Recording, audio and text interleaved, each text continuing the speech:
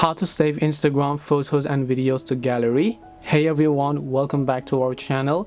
In this video we are going to learn how we can save Instagram photos and videos to our gallery, so make sure to watch the video till the very end. If you want to save your Instagram photos and videos to your gallery, it is very simple to do so.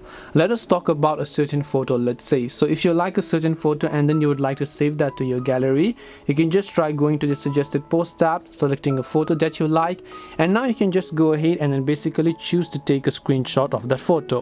And once you take a screenshot, what you can do is you can simply crop them to the size that is actually applicable for you here, only for the photos part. And then now you can just go ahead and save this instantly. And now if I open up my gallery application here, you can see I have saved that photo successfully. Now as for the video, you can repeat the similar process. You can just try to play that video, and now you can go ahead and then begin screen recording on the device. And once you begin screen recording on your phone, you should be able to go ahead and then basically find out those videos as well. This way you will be able to save Instagram photos and videos to gallery. Hope this video was very helpful. If you have got any questions, feel free to leave them down. Thank you very much for watching till the end of this tutorial, and see you soon in our next video.